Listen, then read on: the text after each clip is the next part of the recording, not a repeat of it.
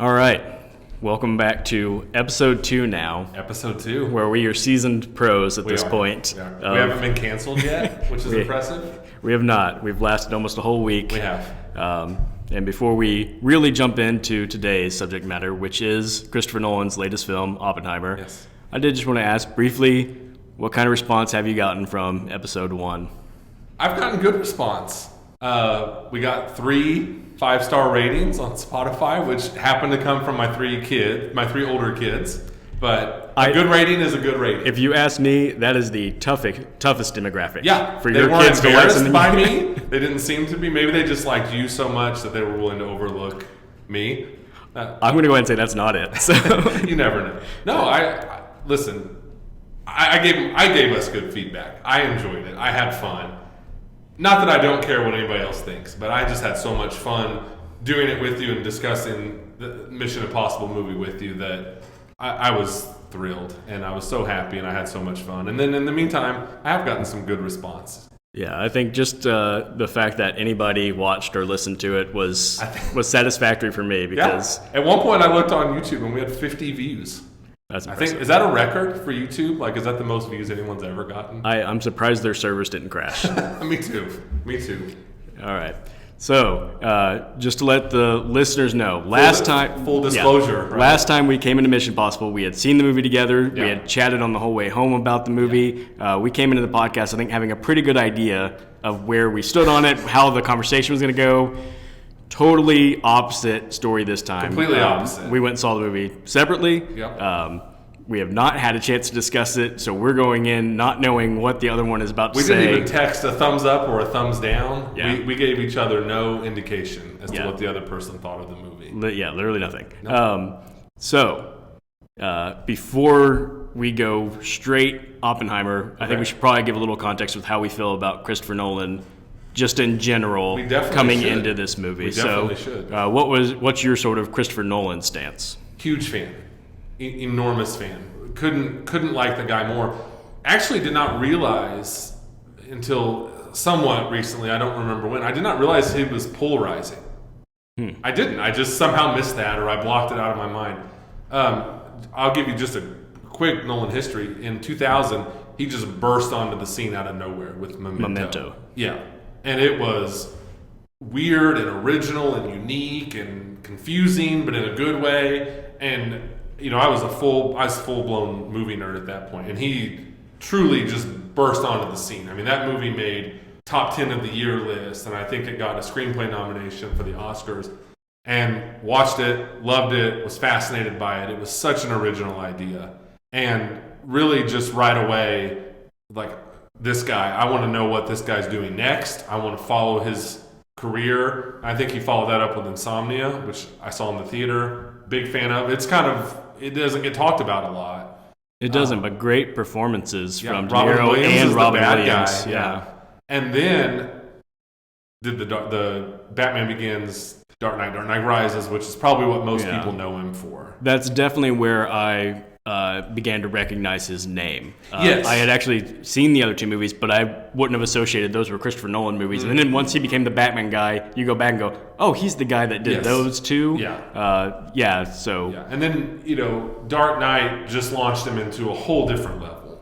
I mean, that's one of the most, I would say it's one of the most important movies of all time and talked about and discussed, and Heath Ledger and the Joker and all these different things. And then after that, I had season tickets to whatever he did. I wanted to. And to your point about that being the one that just launched him into another stratosphere was Inception was the first movie that I felt like was sold on the fact that it was a Christopher Nolan movie. And when it said Christopher Nolan movie, everybody was like, I mean, granted, the preview was also awesome, but then when it says by Christopher Nolan, everyone's like, I trust it. Oh, yeah. I'm in. Absolutely. And then, once I was already there with him, and the Batman trilogy, I loved it. I hope maybe we can discuss it one day on this podcast because it's amazing, it's fascinating. And then everything since then has just cemented how much I love his movies. And it's funny when I knew we would talk about Christopher Nolan. I almost kind of compared him, we talked a lot about this guy last week, Tom Cruise, whereas Tom Cruise, he wants to do his stunts authentically and without CGI when possible. Nolan is actually the same way in his movies. He wants people, we talked about like Tom Cruise wants he loves movies. He has a passion for movies. He wants that to show. Christopher Nolan's the same way. He's only a theater guy, a movie theater guy. He's not a streaming guy. He uses CGI as little as possible in his movies. He's a pretty private guy, but from what I've read, interviews, and what I've seen, he wants people to also just have that full cinematic experience. He loves IMAX. He loves shooting with IMAX cameras. And yeah, I love him. I'm fascinated by his career. I love his movies. I'm really high on Christopher Nolan. That is an amazing comparison because I was thinking about this today. Christopher Nolan. I was thinking about this today, and I weirdly enough, like, because what you just said makes perfect sense. Yeah. But weirdly, my thought was, if you were to find out any director in Hollywood didn't really exist and was actually an AI, wouldn't it be Christopher Nolan? Yeah, I mean, he is. He's fascinating, and I was reading about him last night actually after I watched the movie, and I read an interview with him, and he said when he was younger and when he was growing up, when he decided he wanted to make movies, the two biggest movies that influenced him the most were the original Star Wars, A New Hope, and 2001: A Space Odyssey. And I think when you learn that, it makes perfect sense. Because he's, Star Wars, he wants to make very exciting, entertaining movies, but he's clearly a really intelligent guy. And it kind of does remind me of Stanley Kubrick, who directed 2001: A Space Odyssey. He's very smart, you can tell. And his movies they're not just standard action movies. They mean a little bit more. They have a little more thought behind them, or almost an agenda of here's the movie, but here's what it really means or stands for. But he does keep that sense of summer blockbuster and big explosions and big action. And so that just made perfect sense to me to find out those were his two movies that most influenced and shaped him. Yeah. I wish I could remember who I heard this from because I would want to give credit to him because I'm pretty sure I heard it from someone. I didn't come up with this. But it's that Christopher Nolan is a mixture of M. Night Shyamalan and Michael Bay. Yeah. And I heard that and I was like, Fair that's enough. weirdly perfect. And like some people may hear that and go, wow, why are you insulting Nolan? But the truth is I like both those guys and I think they both have a lot of talent. Yeah, I agree. And of course what they're saying is he's got the visual flair that Michael Bay has, and then M. Night's storytelling, twist and piecing things together in like a lot of so they're kind of saying movies. Best of both worlds, and I'm like, so in a way I'm like, yeah, like he's a popcorn filmmaker that you would think critics would hate, but he does it to that like an intellectual level, like you're talking about, so that he seems to be for everyone. Yeah. Because even the snobs are like, I can really appreciate the fine craftsmanship here. Right. But the material is actually for mass appeal. The material, it seems to me like he always takes big swings. No matter what kind of movie he's making, whether it's his war movie Dunkirk, or probably the best example would be his last movie before this, which was Tenet, which I would probably consider maybe his worst or his weakest movie. Yeah. He, for better or worse, good or bad, he takes huge swings. Fortunately, most of the times, in my opinion, it pays off. Yeah. I actually, so I was looking through and I was kind of making a list of my favorite Nolan films. And not to say I don't appreciate his big swings, but I was like, I think the more sci-fi he gets, the less I tend to enjoy them. Yeah. For me, personally. I could see that for so sure. I was sitting there going, in my top Nolan films, I didn't list Inception, which I know is a lot of people's favorite Nolan. Yeah. I didn't list Interstellar, which I know is a lot of people's favorite Nolan. I didn't list Tenet, which is very few people's favorite Nolan. But I was like, because I love the Batman movies, which, I mean, you could say there's maybe some sci-fi in there, but it's not reality, but it is grounded in reality. Very grounded in reality. Memento, Dunkirk is actually maybe my the one I respect the most, and it's grounded in history, which is what made me really excited for Oppenheimer, because I thought, well, I love Dunkirk because I think I like to see his creativity, but when it's based on something that was real, it can ground him, and I like to see how somebody creative like him works in something that's real to bring his own unique style to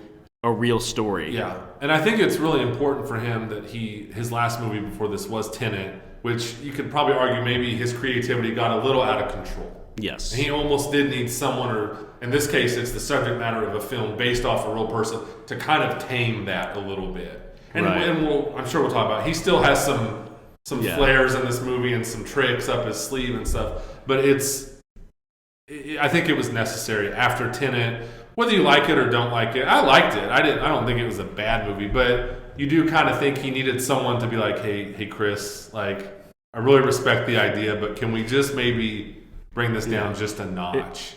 It won't be the last time I bring this movie up in this podcast, but I always think of The Social Network being the most unique pairing of writer and director, because Aaron Sorkin's known for like his real like idealistic view of things, and then David Fincher, who's known for like everything's dark and gritty, and David Fincher, who directed and they balance each other out for The Social Network, where it's like, hey, your script's really maybe idealistic, but I'm not going to direct. I'm going to direct it as dark as can be, and I want to direct dark, but I'm dealing with your script, which can be idealistic, and it just sort of created the best balance. Both of them. It kept them both their sort of negative traits in check and balance perfectly, and that's kind of what we're saying with Nolan. I think sometimes when it's just Nolan, go as crazy as you want. Maybe too much, but within certain constraints, which even the Batman movies, he's working with some established material. He couldn't just do whatever he wanted with the character, because he knew there's a loyal fan base, and he's got to. I can't go too far. There's bumpers on those lanes. I can't stray too far away from the source material. Right. Yeah. So let's do it. Let's go ahead and get to Oppenheimer. We'll do like we did last week. We'll do a spoiler-free section and then a spoiler section, which, again, kind of like last week, is a little funny to have a spoiler-free section because, you know, what are we going to... Surprise, surprise, they make the bomb. Yeah, there's not... It's not like Mission Impossible, but it's the same concept where it is hard to spoil this movie. Right, but just in case, we'll do sort of our broad thoughts, and then we'll get into specifics. We don't want to get any hate mail from people. Right. We just want to hear good things. So, I'm dying to know, just initial thought, you know, what did you think of the movie? I really liked it. I was almost, while I was watching it, you know, I was just telling you before we started filming, now that we're podcasters, it's funny to watch. I'm watching the movie and I'm just trying to watch and absorb the movie, but I'm also making mental notes for the podcast. And I was thinking, this might be a really hard movie to talk about for a podcast. One thing with Nolan, he likes to keep his movies, he doesn't want you to know any more than you have to know about the movie before you see it in the theater. So even if there's a movie like this where it doesn't have some kind of enormous twist to it, he still wants you to go into it knowing very little. And if you watch the trailers, and I was thinking about this, you watch the trailer for Oppenheimer, and as I was watching, I was thinking, boy, the trailer really showed you nothing. Which is smart. It was smart marketing. You understand what the movie is. Of course, you know it's a Christopher Nolan movie. But a lot of trailers anymore, they really spell out, you know, beginning, middle, and end of the movie, and they show a lot of big things. And this didn't do that. So I didn't really know what to expect going in. And you've always got this situation with Nolan where he likes to play with time in his movies. I don't know. I didn't think about this ahead of time, but a lot of his movies are non-linear. Or at least, you know, they'll do some flashbacks. And this one, I don't feel like this is really a spoiler, but it's very nonlinear. It's actually, so I think what surprised me the most about this movie, but actually what I ended up enjoying the most about this movie, is the way it was paced and cut, where it's just jumping all over the place, really, which was really surprising for a 3-hour movie. Because, you know, with a 3-hour movie, you think of just taking our time. And we're just going to have these long scenes. And this movie's not like that at all. And I wonder if that will be a criticism of some people of the movie, where it's just boom, boom, boom, boom, and it's jumping all over the place. I liked it. It didn't bother me. I think it actually worked well. I think that really works well with a filmmaker like Nolan, who I think one of the criticisms you get a lot of his movies, even though he did Dark Knight, which has one of the greatest character creations of all time with the Joker, is that he doesn't always write strong characters. And, you know, he's not like a Sorkin who's known for his snappy, witty, just this amazing dialogue. So I think a movie like this, which is about a real person and is long, if it was just a linear movie with, you know, here's Oppenheimer from 19 from here to here, and here's this section of his life. I think that would have been I think it would have been boring, quite frankly. And I think it would have kind of exposed maybe some of Christopher Nolan's weaknesses. I think the way it moved and jumped around benefited the movie. And it benefited a filmmaker like Chris Nolan, in my opinion. So I like that. I like the movie a lot. The performances are amazing. Christopher Nolan just does a really smart thing where he just fills his movies with great actors. So, yeah, that was my initial thought. I probably talked for too long there. I'm sorry. We don't even know what you thought of the movie yet. I don't know that I feel as strongly about us two as a pairing anymore because you just said everything that I thought, and I'm like, I couldn't agree more. I don't agree with one thing you just said. It'd probably be a more exciting podcast if I could say, listen here, no. But no, those, I mean, literally my word for word thoughts. And the reason I was going to bring up The Social Network again is that's one of my favorite all-time movies. Yeah, I know.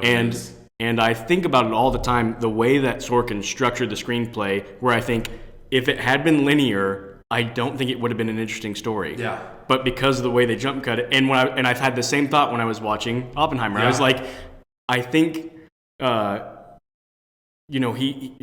I think, had a hard task. I didn't know a lot about Oppenheimer's life. I didn't either. But, and by the way, I love this movie. I walked out and I said to my friends I was with, I said, I don't want to be prisoner of the moment. I said, I think that might have been my favorite Nolan movie. Wow. And if for no other reason, then I think I will be able to think about it and dissect it for so long, which I love doing movies. I wanted to go back actually the next day and rewatch it to like, okay, now I know what to expect. I want to, and I actually would have just turned right back around and watched the very next screening. Yes. Because it is, and I think his movies are all of his movies are like this, where you almost have to kind of have that initial experience, like, what am I going to get? Mm-hmm. What is he going to play with the structure and nonlinear versus linear? And then once you kind of wrap your mind around what it seems like he wanted to do with the movie, you almost do need to go back and rewatch it and notice maybe some of the smaller details you don't notice the first time. Yeah, because, as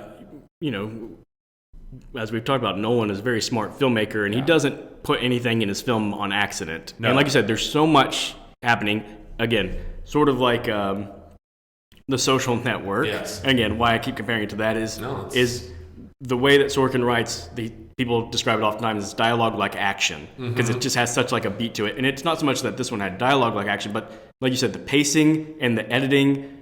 I felt like I was watching an action movie, even though it's not an action movie. It's just a character study drama, but it felt like an action movie. Very little actually happens in the movie. I was thinking about this. I was like, I guess there were guards at the town they built, but other than that, there's not even a gun in the movie. Like, there's not a like actual shot of like a gun. So like, there's no there's no even like physical altercations between any characters in this movie. Like, nobody gets in a fight with anybody else. Yeah.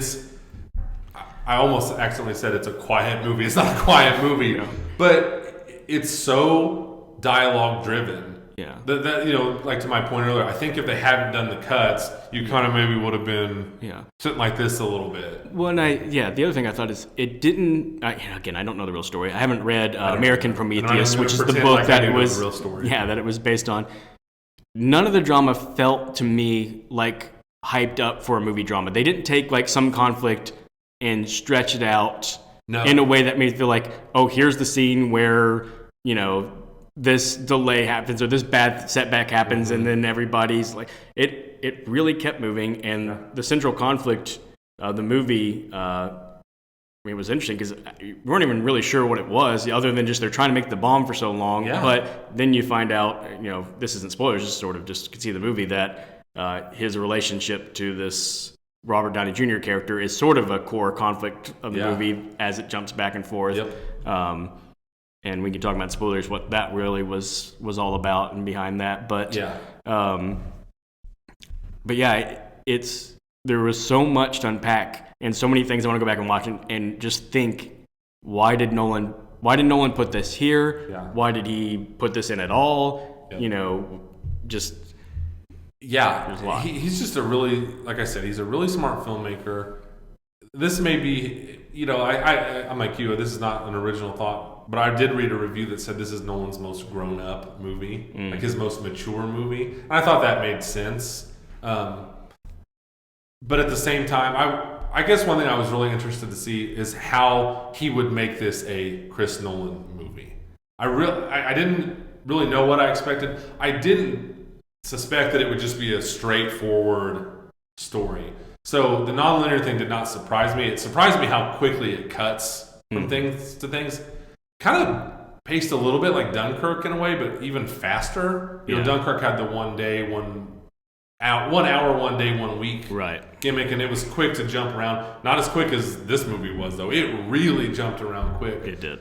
But I think he was smart to, you know, in a lot of movie biopics, you see the central character is losing his mind or going crazy or having some kind of struggle. I really enjoyed the way Nolan put up on film how Oppenheimer was struggling, where he would have almost like, I don't know if hallucinations is the right word, but there's this amazing, and then again, I don't feel like this is a major spoiler, but there's this amazing scene where after the bomb has been built, he's in like almost seemed like a town hall meeting or something. Yeah. And he's kind of having this moment of paranoia and the guilt is weighing on him. That was an incredible sequence, I thought. Where you're almost, I found myself tense because I thought he was going to have like a hallucination or an imagination of a huge bomb exploding and it was going to be loud and make me jump.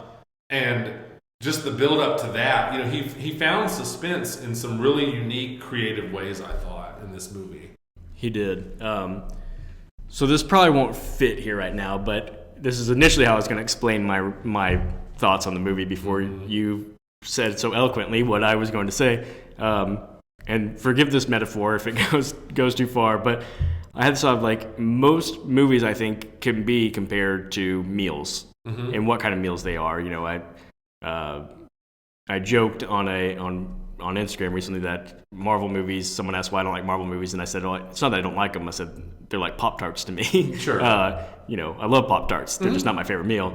That's probably not fair. Marvel movies are probably more like pizza. They're the food for everybody. Yeah. Mission Impossible last week, I think, interestingly enough, we went to Chick-fil-A beforehand. I was like, they are Chick-fil-A. Chick-fil-A? Because you know exactly what you're getting. I'm going to Chick-fil-A one minute, I'm going to get some good chicken. I'm going to Mission Impossible, I know exactly what I'm getting. I don't need other things. I don't need other options. It's that. And I was like, what was, and you know, I was thinking Shawshank Redemption. There's your steak, potatoes side. Yeah. Like that's your it's got everything meal. Well, I was like, what was Oppenheimer as a meal? And it hit me that, interestingly enough, I also had the perfect meal metaphor before Oppenheimer. I went with friends and we got sushi and got a bunch of different kinds of sushi and ate it. And I was like, it's perfect because I enjoy sushi, but I also like, you need it to be a mix and you're eating different kinds because just if it's the same thing over and over again, it's going to be boring. But also as you're eating, you're like, okay, that one's good, but man, it's a little different. What did I like or not like about that? What's in that? Why is it that? What's this? And I was like, that's exactly what Oppenheimer was. It was a good meal, but there was a lot of like analyzing, going, what was in that? What did I just eat? What was it? I kind of like that bit, but I didn't know that I liked it as much as that bit. But I also like and I definitely would eat it again. But that's how I feel about sushi. It's just I'm kind of all over the place with it, and I really enjoyed it. But I'm gonna analyze it more than anything else because there's so much going on. Yeah, there's a lot going on. I also thought it was a praise to the movie. A lot of times I can be critical of movies when they do try to do a lot of gimmicks. This has got black and white. It's got the nonlinear storytelling. It's got Murphy's character having, like I said, these hallucinations or this paranoia being displayed on the screen. Sometimes if I'm watching a movie like that, I'm going, they had nothing here, so they're just trying to pull tricks. But in this movie, it didn't feel that way at all to me. I liked when it jumped to black and white. And it's a smart movie technique if you know what you're doing, because it puts you, like the Robert Downey Jr. at the beginning, his courtroom type of scenes were the black and white scenes. So that's when you know, especially when you're jumping around as much as this movie does, it puts you in a place and a time. But it never felt gimmicky to me, or it didn't feel like, boy, he had nothing here, so he just had to start doing a bunch of tricks. It didn't feel like that to me at all. Did it to you? No. Again, I felt like he found it just felt like he found the creative way to structure it to make it interesting. Yes. I also, and you know what, let's go ahead and say we're transitioning into spoilers here, just in case. We want to get into details. It's harder to talk about this movie without spoiling things than I realized once we started talking about it. So, the first thing that I would say might spoil the way you consume the movie is the fact that accomplishing building the atomic bomb, or even it's being taken to Japan, is not the culmination of the movie. I almost said that a while ago, and I thought I better wait. It's like probably middle? part of the movie? Maybe 2/3. 60% of the movie. It's definitely not the Act 3 part of the movie. So. I couldn't believe it. I could not believe it. I just assumed it was all building towards the exploding of this bomb, and it was going to be loud and amazing and look amazing, and I just couldn't believe it when let's say 60% of the way through the movie, that it happened. Right. Which is, again, why since I don't have Chris's number and I can't call him up and say, no, I don't either. Hey, why'd you structure it this way? I want to be watching and go, okay. So to him, the climactic struggle was the Robert Downey Jr. character, who early in the movie, I don't know how we're supposed to feel about him. I think we kind of think he's on the side of Oppenheimer, but then we find out he's actually behind sort of the dragging through the mud of Oppenheimer, and now he's being he's not on trial. He's at like a confirmation hearing. Earlier, and that's but it definitely felt like that. In fact, the character, he says it like, I thought this wasn't a trial. It feels like a trial.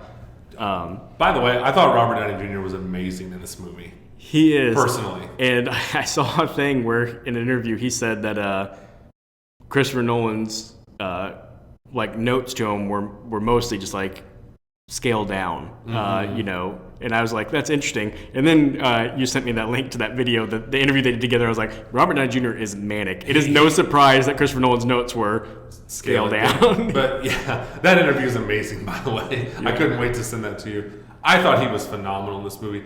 It was so pleasant to see him, and I'm a Marvel guy. Everybody who knows me knows I'm a huge Marvel guy. It was so nice to see him not as Tony Stark, not as Iron Man. And I do think the MCU has great acting. I'm sure we'll get to that one of these days in a podcast. But you go, oh yeah, like Downey can act. He's good. I thought he's great, and I'm going to start getting at some things that are nitpicks of the movie. Sure. And one of the things I'll nitpick is I'm still not sure that Nolan wrote any great characters.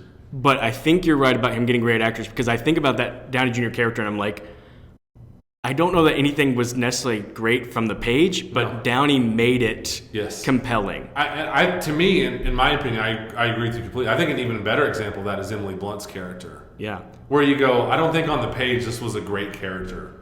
Honestly, if you think back on the movie, what do you know about her? I mean, she's his wife, and she drinks, and she's kind of mean and nasty. She gets one moment towards the end, because I was thinking the whole time, like, why did Emily Blunt want to do this role? Other than Christopher Nolan asked her, and he's got that clout. But I was like, she did get that little bit of moment when she's before that board hearing where she gets to. Yeah. It's brief, but I was like, maybe that. And by the way, I thought she was good in the movie. Yeah. I think she's good. But to your point, I don't know that these characters are great on the page. And maybe Nolan knows that about himself. I don't know. Yeah. That he knows. Maybe character writing is not my strong point. Right. I'm just going to get amazing, really famous, really recognizable up on screen actors to bring these characters to life, and that's Downey did it, but Emily Blunt, like I said, no one's going to be like, what a well written character, right? But she's a good actress, so she's able to make that come to life a little bit more. It definitely. There was a lot of characters I thought, man, they got people who are just overqualified for this part. Oh my gosh! I mean, the cast is amazing. We can go ahead and say that. I couldn't believe how many Josh Hartnett popped up in this movie. Josh Hartnett popped up, there was a moment where I was like, is that Josh Hartnett? I spent about 15 minutes debating whether that's I was like, if not, it looks a lot like. Oh my gosh! And he's good. I mean, he doesn't have a real flashy. He's not stealing the show from anybody, but he's good. Yeah, it reminded me that he always kind of had just an innate likability. We talked about that last week. Just actors are just you like seeing on screen. He's just a likable guy. How about Gary Oldman popping up? Gary Oldman, who has now played Winston Churchill and Truman. So, but I thought he did a really good job. And this goes back to Nolan being a smart filmmaker. He didn't make it some kind of big show-offy, dramatic. You just walk into a room and there's Gary Oldman as the president. And it wasn't like, dun, dun, dun. It didn't do like a zoom in on him or a musical cue or anything. And you just go, oh my gosh, that's Gary Oldman. And he's a really good actor. Yeah. We haven't mentioned Matt Damon yet. He was amazing. And again, a character who really wasn't a lot to him, but Matt Damon it's just Matt Damon. It makes it like you want to watch him on character. Your phone just died, so that's unfortunate. That is unfortunate. Yeah. So if this is video, you might just end up seeing my face from now on. Next time we'll be more prepared and have it's all right. charge. So we're talking about actors. I will say this: my least favorite thing in the movie was Christopher Nolan bringing in Florence Pugh just to be naked in the movie for a little bit and then disappear. And I 100% knew that you would think that was the worst part of the movie. Yeah, and mainly because of this. Like I'm a huge fan of Florence Pugh. First movie I saw her in was a movie called Fighting with My Family, which was way better than it deserved to be. I was like, this girl is likable. A huge overachieving movie. Yes, very entertaining. No right to be that good. And then she was in Little Women. Yeah, and that was another really good movie. And I was like, she killed it. And I was like, man, this girl is really good. She shows up in Black Widow. She's really entertaining and steals funny. a movie from Scarlett Johansson, who I think is also great. Yeah. And so I'm like, I am all in on Florence Pugh. And for her to, when I saw she was in this movie, I was like, that's awesome. Yeah. And when she showed up and that's all she did, I'm like, man, like, yeah. And she's good. I mean, you would have to have a really bad movie and a bad script for her to be bad in it. But definitely the weak part of the film could have eliminated every one of her scenes, and it wouldn't have changed the film at all. Not at all. Yeah. Again, my thought is, how do you get Florence Pugh to do this thankless part? But then I'm like, it all speaks to the power of Nolan. Yeah.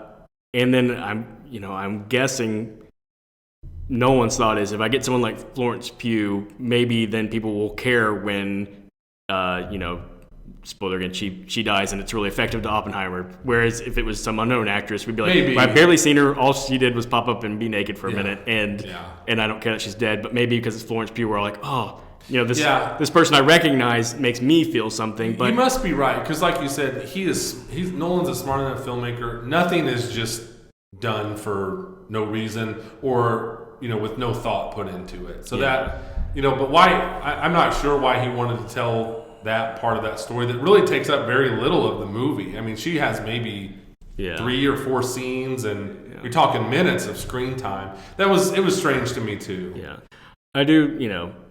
Again, I've been thinking about it and trying to figure it out, and so this could get weird in the conversation because I'm not trying to justify why people are naked on screen or anything, but I'm like, why Nolan, who's not a filmmaker who usually does things like that, why are you doing this movie? And the best I can think of is like, what's sort of the artistic thing people are going to say, like, oh, this shows this, and my guess is they were trying to show usually nakedness is vulnerability, and they were trying to show like Oppenheimer was more vulnerable with this woman than anybody else in his life, and that's why in one scene they're both just sitting there naked. They're not even having intercourse in that scene. There's another scene that's too much of that, but they're just naked. And I'm like, I imagine what they're trying to communicate through a visual is this is a vulnerable, both people, and like, so I'm kind of like, okay, I guess I get that, but I also come back to it didn't need it. It didn't need to be there at all. It's one of those things that didn't bring the movie to a screeching halt. To me, it doesn't ruin the movie by any means, but definitely if I was going to pick a weak link, without even really any other competition, that is the part. Her character, not her performance, because like I said, she's a good actress. But that was strange. Yeah. Do you think when it comes to award time, the Academy is going to ding this movie for lack of diversity? They might. Listen, I used to be very into the Academy and the Oscars. I've really, probably just maybe as the older I've gotten, I don't really understand what they're looking for in movies or not looking for. But I did think about that last time on the way home. I thought, this feels like a movie that's going to, I'm almost positive it's going to get a lot of nominations. And of course, you have to wonder, and if maybe you care about the Oscars, maybe you don't. I did wonder, is this going to get Nolan his Oscar? Yeah, he's going to get one eventually. Yeah, I actually, and I say that of course in jest because it's appropriate to the time period and stuff. But what really made me laugh with the friends I went to see it with on the way home, we were joking, saying, in part because of the timeline's jumping around, and in part because of the pacing and it just rapidly characters in and out. There were so many similar-looking generic white guys that it got very confusing at times. I'm like, which character is that? Is that guy? Is it the same guy from before? Because there were so many. Yeah, everyone who's on his team. Yeah, and some of them they just live in the background, and they might. But I will be interested. I've lost I don't care near as much about the Oscars as I used Yeah. to. I will be interested to see what kind of Oscar attention this movie gets. Yeah, I would expect it's, of course, Oscar season's generally the end of the year, but I would just suspect that right now it's a front runner for a lot of things. I would suspect Cillian Murphy's probably the front runner for Best Actor. I could see Nolan Downey for getting director. a supporting actor nomination. Yeah, I could think too. he's a likable Hollywood guy. They seem to like performances like that. So Yeah. and like I said, my big thing is I just wonder if this will get Nolan his Oscar, because it will happen. You can mark my words. Just are they just going to go ahead and do it and give it to him for this? But we got a lot of year left in the movies. So I think the most surprising casting to me, a guy who I was like, I recognized and I didn't figure it out until afterwards. I looked it up, was the scientist who was focused on the hydrogen bomb. Yes. Is a Safdie brother Yeah. who made Uncut Gems. Yep. And he's acted before. He was in Licorice Pizza That's right, he last was. year. But Yeah. it just still blows my mind that this guy, him and his brother are very identifiable filmmakers. Like their films have this very distinct style and are very celebrated. And then he's got his own little acting career on the side. And Yeah, he's showing funny. up in very respected filmmakers' films, Yeah. So it was amazing. The one for me that stuck out, because I'm in my 40s. I'm trying to remember. I think he was one of the people on the committee that was questioning Oppenheimer, kind of grilling him. Yeah. Was the bad guy in Ghost from 1990? His name's Tony Goldwyn. I was like, that doesn't date you at all. yeah, I know. I'm showing my But yes, age. I know who you're talking about. Yeah, he was one of the guys, and I'm like, man, Nolan just populated this film with A-list stars, but also just people where you go, I know that guy. I've seen that guy in movies before. And again, I don't think that's on accident. I think he's a smart enough filmmaker to do that, and it really works for a movie like this, where it is just a lot of dialogue, and it's not action, set piece, and in the meantime you go, I know that face, I recognize that face. Good to see him again in a movie. Smart move on his part. Yeah. So I've tried to avoid any other reviews for this movie because I'm trying to be a purist with our reactions and not read or hear a bunch of other reviews, and then it filters into mine and I end up aping somebody else's thoughts.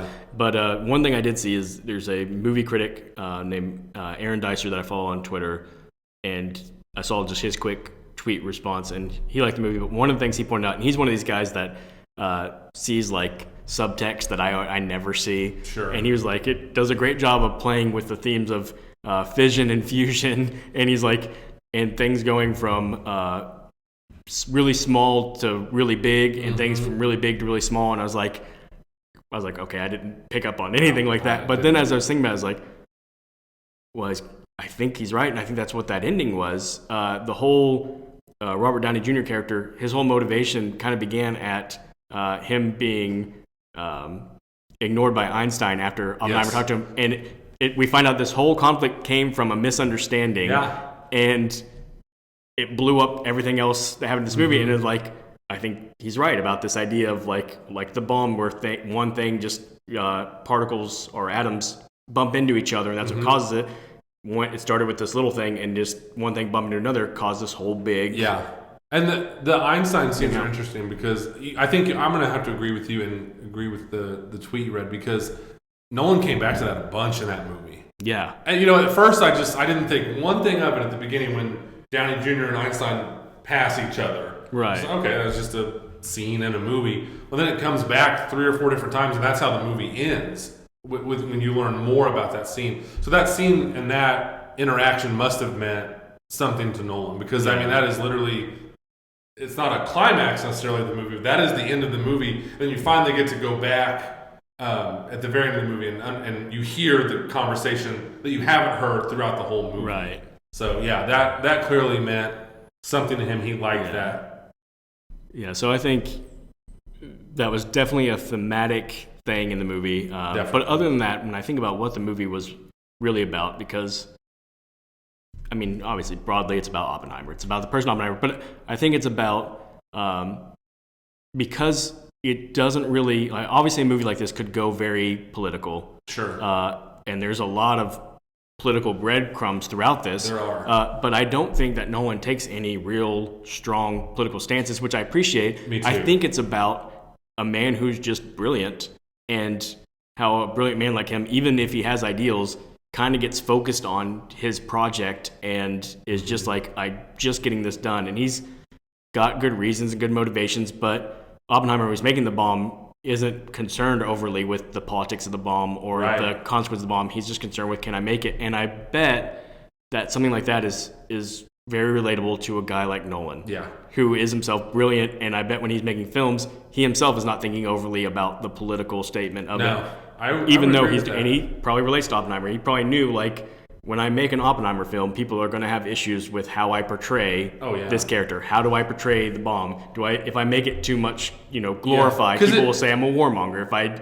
If I'm too negative about it, people will say I'm not American. You know. So, but he's like, but I just want to make an excellent movie. Yeah, and I bet you that's 100% correct, because it also does seem like kind of like we talked about. I mentioned at the beginning, where his movies are polarizing. It really does seem like people love to pick apart Chris Nolan movies. Mm-hmm. Maybe more so than anybody. It just seems like to me, just in like movie nerd conversations or Twitter or different forums, where it just seems like people really, which ultimately I think is a compliment to the filmmaker, that people really revisit his movies and really pick them apart. So I think if I was a filmmaker, I would take that as a compliment, because one of the worst things a film can be to me is just forgettable. Yeah. You watch it, maybe it's good, maybe it's bad, maybe it's okay, and then it just leaves your mind, which unfortunately is a lot of movies. That you just watch and they make no impact on you, they don't stick with you, you don't think about them. Nolan's movies, to this day, Inception, you can find people still debating and arguing, and I like Inception, I don't like Inception, it's overrated, it's a masterpiece, a lot of talk about it still. So you might be right. Maybe this was almost a autobiographical movie for Nolan, and he just saw a lot of himself in the Oppenheimer character. Oppenheimer or Oppenheimer? I think it's Oppenheimer. Okay. I probably said both in this podcast, and it's fine. Made myself sound foolish. Yeah. So here I am saying I'm not one to find a lot of subtext, and yet here I am saying I bet this movie was cathartic for Nolan. I bet he related to a character that, I have no real reason to think it other than just the sort of outer perception of who Nolan is. Yeah. And it's also interesting. I meant to mention this earlier and I forgot. Because of the Batman trilogy and all of his successes, Nolan calls his own shots. He's making the movies he wants to make in the way he wants to make them. So something about this, whatever level it is, or how deep you want to go into it, he wanted to make this movie. This subject matter appealed to him, and for some reason, because like I said, he's definitely calling his own shots. He's making the movies he wants to make in the way he wants to make them. Yeah, we're probably further in the podcast than we should address this, but I just want to say I thought they did a really good job of not getting too bogged down in science stuff. That there had to be a lot of science dialogue, a lot of references, because that's what they're doing. They're scientists making science things, but obviously Chris is smart. No, we don't want to bore the audience with too in-depth science that's going to go way over people's heads. Yep. But we have to clearly demonstrate these are brilliant people doing really advanced scientific things. Work, and I thought they did a really good job with that. I thought they did a great job with that. And honestly, I had already decided, well, there's probably going to be at least there's going to be a segment of this movie that is very over my head, science talk. And I was confident that Nolan could do that in a way that wouldn't bore me and would be interesting. But he really almost completely sidestepped it. He did. I was really impressed at the things that he could have done but chose not to. Right. I thought he did a smart thing by not weighing us down in some of that stuff. And it's stuff that we've seen before in other movies. And he's just too smart of a filmmaker to follow the path that other people have already been down. Yeah. So last time I'm going to reference Social Network. Somebody tweeted a couple weeks ago, what's the best MacGuffin in film? Mm-hmm.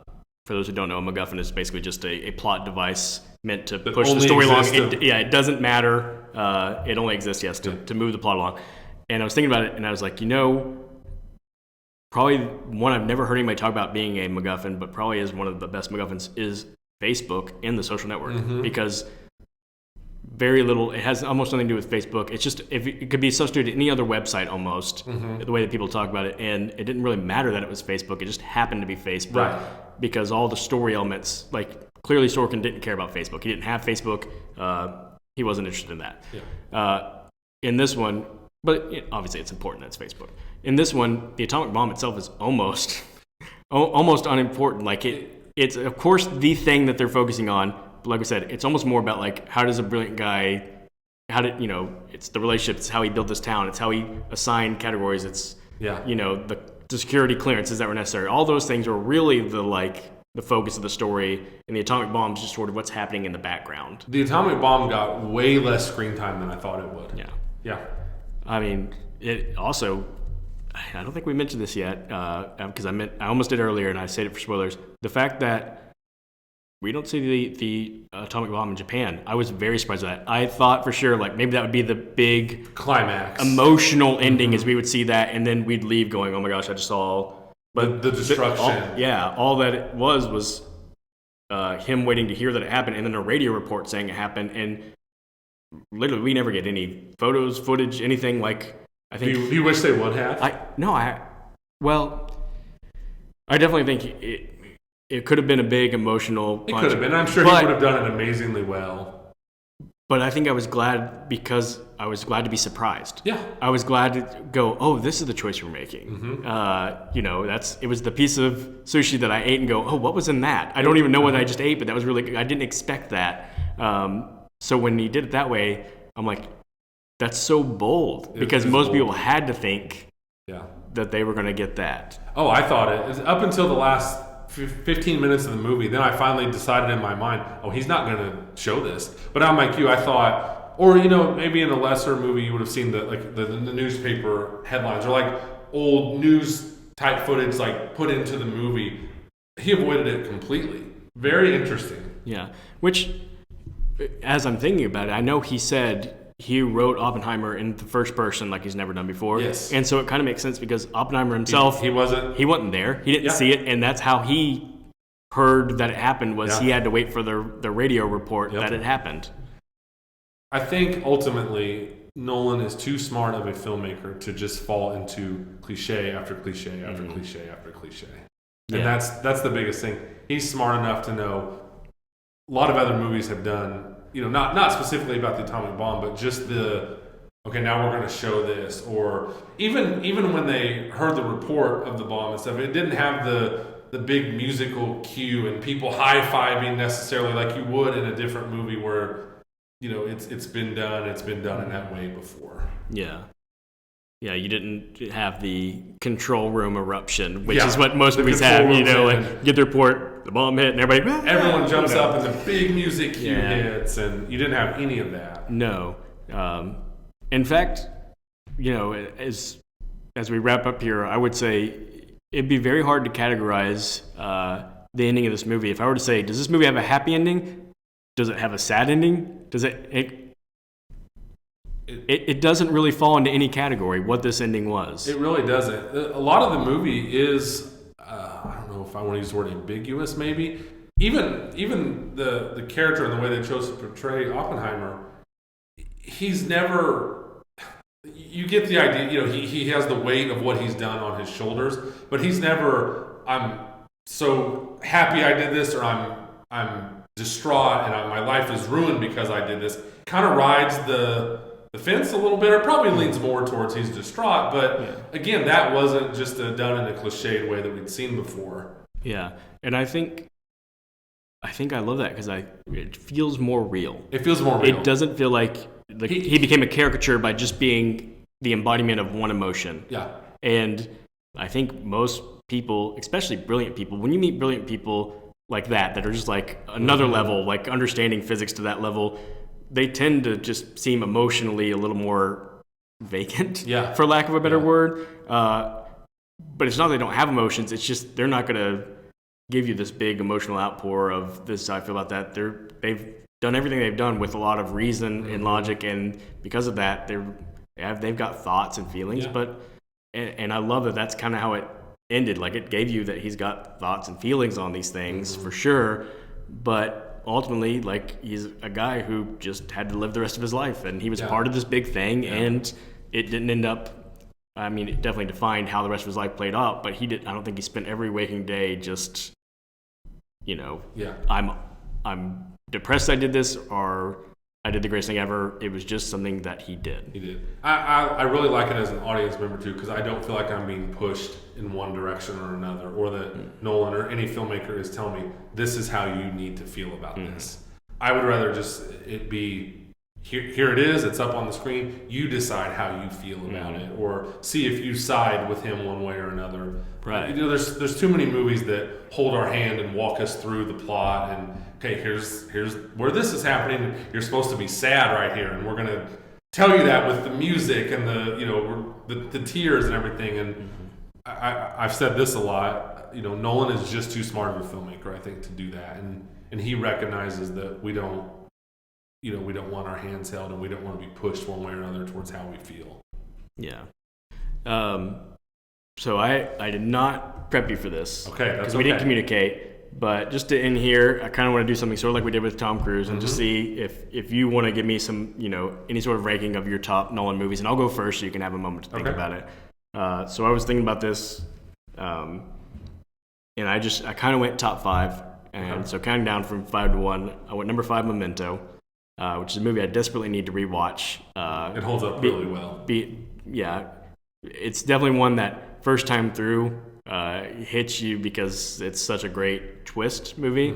And I've only watched it one time through because I'm kind of afraid of rewatching and not having that same feel of the first time through. But I want to rewatch it because the fun of it is once you know the gimmick, then you can go back and watch it and and the more you watch it, the more you realize what an unbelievably smart, creative screenplay it is. 4, Batman Begins, which I think is criminally underrated because The Dark Knight overshadowed it so much. I think as far as I still say it's the best Batman movie. Dark Knight is a great Joker movie. It is, but I think Batman Begins is the best Batman movie. Having said that, number 3, Dark Knight. Which I think, for all our talk of Nolan maybe not being great at writing characters, man, he gets some of the best performances because that Joker performance is the definitive Joker performance. It's the definitive comic book movie performance, in my opinion. I would put it up there with any acting performance, and again, he gets these performances in a lot of movies. Bale was great as Batman, too. Like, I don't mean to diminish him. Poor Aaron Eckhart's great as the other villain in the movie. Just the forgotten performance because of Heath Ledger. Yeah, have you ever seen the Ledger interview where he's talking about when he got cast as Batman? Nolan told him, I feel like Batman always gets outshone by his villains, but we want to make sure Batman is the one shining in these movies. And he said, I was watching Ledger on set, and I go, starting to feel a little outshone. Yeah. Well, and he laughed about it, but it's just. I hope we'll probably talk about it one day in a podcast. Yeah. Nobody was catching up to Ledger in that movie. No. But everyone else is great in that movie. It's just forgotten because of how good Ledger is. Yeah. My number 2 was Dunkirk. Like I said, Dunkirk's amazing. I know a lot of people who are like, I didn't really love it, and I'm like, I thought it was a masterpiece. I thought the timelines were brilliant the way he put them together, and I thought the way he built tension and suspense in that movie was unreal. And it's just, of course, beautifully shot. Like it's one of those movies you could freeze almost any frame, and you could go. I could freeze that frame and just put it on the wall as a painting because it's great. And then I put my number 1 as Oppenheimer, which maybe prisoner of the moment, but I think I just, as I've said, I love characters, and I've liked Nolan as a great director and his visuals and then the storytelling. And this one adds in a great character study, even though, again, I still think it's an interesting character study because I still sit there and go, I'm not sure how much I really know or understand Oppenheimer still, but that's why I want to watch it again and again. That's what I put as my number 1. That's incredible that from the guy that made 3 Batman movies and Inception and all the movies that he has made, that you have Oppenheimer as your number 1 movie. That's an amazing compliment to Chris Nolan. Yeah. Okay, so you did put me on the spot, but that's okay. I'm going to agree with you. I'm going to put number 5 as Memento. Okay. And if you weren't there at the time, you don't understand, just like I said before, how this just burst onto the scene, and it was immediately, who is this guy? Because I do remember, of course, I didn't know the name Chris Nolan at the time, but I knew whoever made this movie, he wrote and directed it. And it was like he wrote this unbelievably complicated but creative script, and it's a really impressive movie. And like I said, any movie with a big gimmick, you do worry that after more than one viewing, it's lost its surprise. But I think the treat of that movie is being able to go back and rewatch it. Yeah. Can I just, before we move on to that, say Guy Pearce should have been a star? Yeah. What happened? Somebody market corrected him. Someone ended up with the career that he should have had, I would say, because he's really good in that movie. Yeah.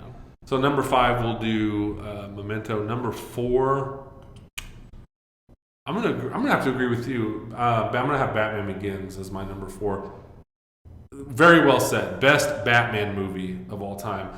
What an amazing idea Nolan had. In the 90s, Batman movies got terrible and ridiculous, culminating with Arnold Schwarzenegger as Mr. Freeze, where it's just, to say it's cartoonish doesn't even do it. It's awful. It's one of the worst movies ever made. It killed the franchise so badly that there was several year gap, and when Batman Begins came out, I think a lot of people were like, another Batman movie. Not again. But Nolan just had this, again, because he's a genius, just ground it and make it grounded in reality. Of course, we use the term reality somewhat loosely when you're talking about Batman, but he just made everything real. And if you go back and watch Batman Begins, same trick. It just populates that movie with amazing actors. Michael Caine, Christian Bale, Morgan Freeman, several and recognizable faces. Cillian Murphy as the Scarecrow, which I can't believe we haven't talked about him yet. I'm sure you've seen interviews that the original connection with him and Nolan is that he auditioned for Batman, and he probably would have been good because I think he falls in that category of just he is incapable of giving a bad performance. Yes, he's amazing. Yes, he's just phenomenal. He was the first movie that I remember seeing him in was the 28 Days Later. Yes. And I remember being like, this guy's really good. And he's got a unique look. He does. Yeah, he's awesome. Yeah. So we didn't do him enough justice talking about Oppenheimer. Probably should have talked about how good of a job he did. Phenomenal. I doubt he can be bad in a movie. Right. So I'm going to go 5 Memento, 4 Batman Begins, 3 I'm going to go Oppenheimer. Okay. I just thought, and that's high praise still. It's high praise, I promise you. Yeah. Just an unbelievable achievement. Unbelievable that he could keep us entertained. And really, like I said, I was just so focused on this movie. What is he going to show? What is he not going to show? The structure, the bouncing around. I just found all of it fascinating, and I thought it worked remarkably well. I think in other hands, this movie would have just been a bore, quite frankly. Or just would have focused on things that we've already seen before in the movie. So this was a great story to be in the hands of someone like Chris Nolan. Right. Yeah. So that was my 3. My number 2 is going to be Inception, which might be controversial. Do you like Inception? I would say I don't think it's controversial. I think a lot of people, that's their favorite Nolan movie. I like Inception, but for me, I don't know. For whatever reason, I just don't love it. I think it's fair enough. I think it's fun. I think the visuals are great. I love Joseph Gordon-Levitt in it. I love Tom Hardy in it. Tom Hardy's awesome. For whatever reason, I don't love Leo in it. Really? Yeah. Yeah. But fair enough. I mean, yeah. Maybe I'm more fascinated by the fact that just that movie even got made. Yeah. Because it is such like I talked at the top of the pod, like he swings for the fences. There may be no better example ever than anybody swinging for the fences as much as Nolan did when he wrote and made Inception. Yeah. But that movie should be a confusing disaster. And to me, and maybe some people, maybe that's why some people don't like it. I loved it when I saw it. I've watched it 15 times since then, and I think it's incredible. Just an amazing combination of what I said at the beginning, where he loves Star Wars and he loves 2001: Space Odyssey. So he's combining a big, brainy idea with just an action movie almost. Yeah. So unbelievable. And then number 1 to me is just got to be Dark Knight. Yeah. I mean, what an achievement. And if you were there at the time, I vividly remember Dark Knight coming out. It had so muget hype. People could not wait to see it. So much expectation on it, and it delivered, and then some. Mm-hmm. Interesting fact, get a little movie nerd on you. Dark Knight and Iron Man came out in the same summer. That's right. Iron Man came out in May. Dark Knight came out in July. I'm a huge MCU guy. I completely looked past Iron Man because I was only looking at Dark Knight. Dark Knight had the focus and the attention. There actually wasn't an MCU at that time. It was just Iron Man was coming out. And it did great and made tons of money. But Dark Knight was what was really getting the attention. And I just think it's unbelievable. It's unreal. I definitely too. I should say it's the most rewatchable of his films easily. Yeah. Like you can just throw that on and be captivated with it all the way through.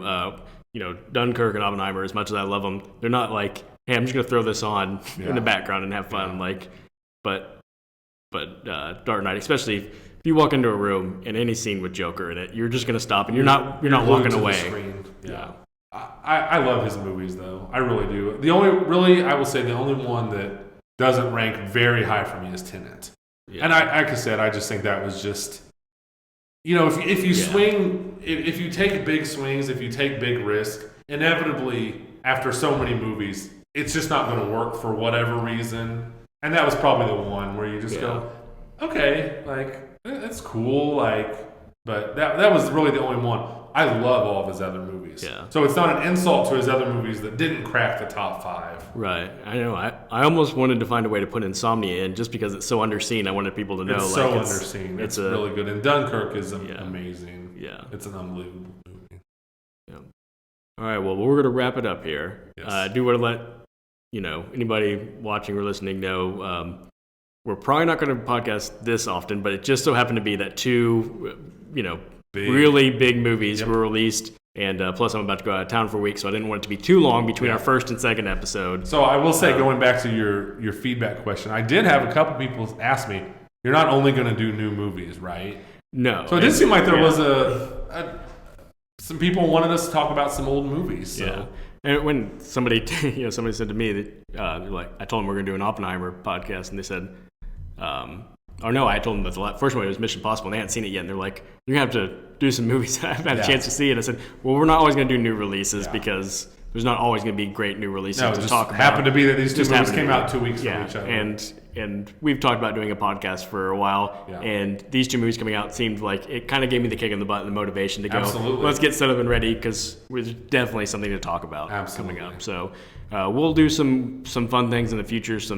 We'll talk about old movies. We'll talk about maybe specific actors or directors or time periods, and we'll just jump in. And I can talk about movies for the rest of my life. And you know what? My dream is always this: to build up enough of an audience that we can do like a mailbag some episode. Audience participation. Because there's nothing better than going.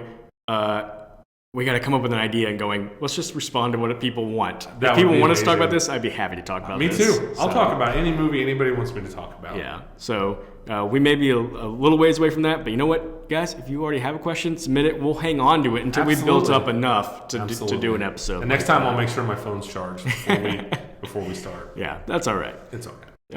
Well, thank you for joining us. And go see Oppenheimer. Go see Oppenheimer. Go see it in IMAX. We didn't mention that. We really pushed IMAX with Mission Impossible. We should say that neither one of us we don't work for the IMAX company or theaters. We just talk about the IMAX a lot. But it was shot on IMAX cameras. It was made to be in IMAX. Oh, absolutely. And go appreciate it in IMAX. If for no other reason than I can't believe we didn't talk about this. When they actually do show them setting off the test bomb. How did we not talk about that? The moment of sound hitting you. I was like, that was the moment where I said, thank goodness I saw this in IMAX, because I needed that sound rush. And you know it's coming, and it's still startling. Yeah. Even when they're just doing little test bomb stuff, it's so loud. It's incredible. I loved it.